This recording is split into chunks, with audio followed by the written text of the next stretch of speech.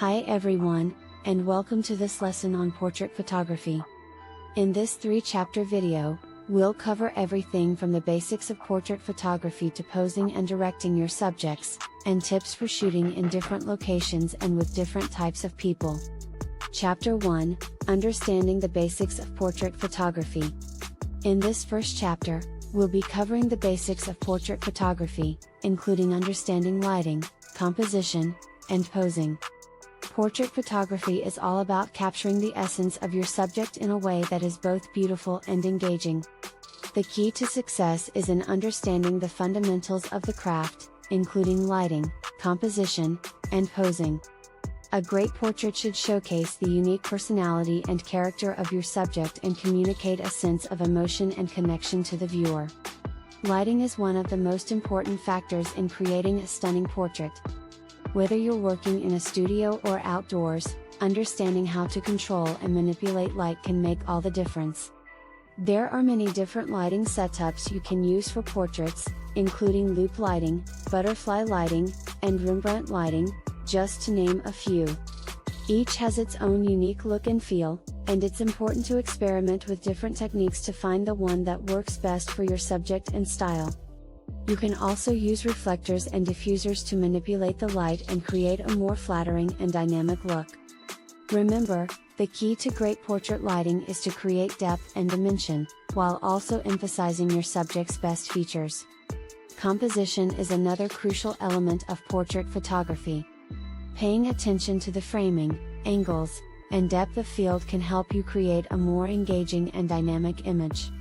The rule of thirds is a popular compositional guideline in portrait photography, which involves dividing the frame into thirds both horizontally and vertically and placing your subject at the intersection of these lines. By following this guideline, you can create a more balanced and visually appealing image.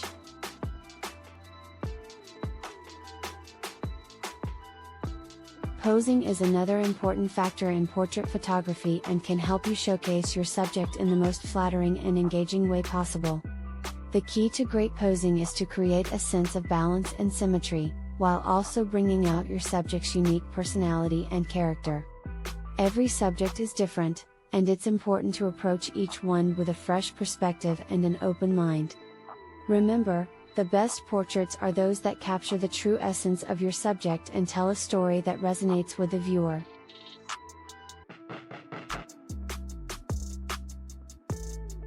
Chapter 2, How to Pose and Direct Your Subjects.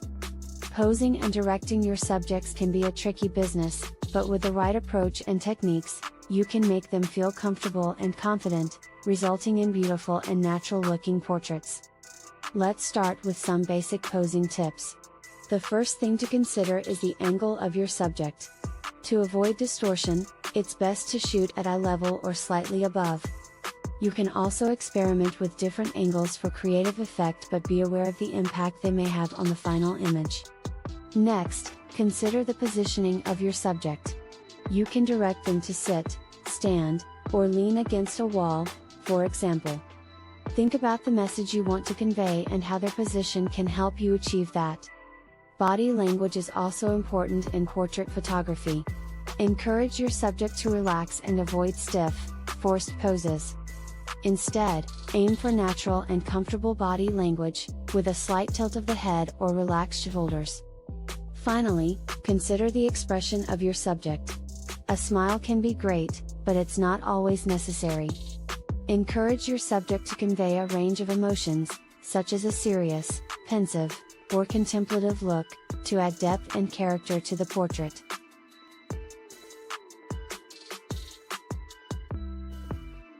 Now let's move on to directing your subject.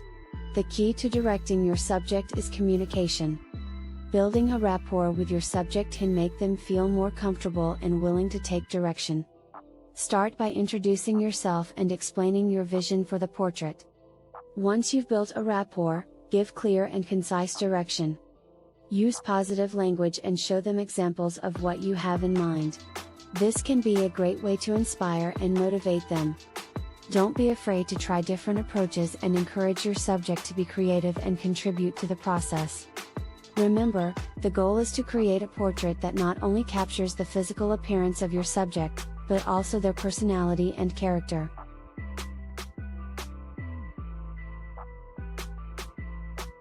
Chapter 3, Tips for shooting in different locations and with different types of people.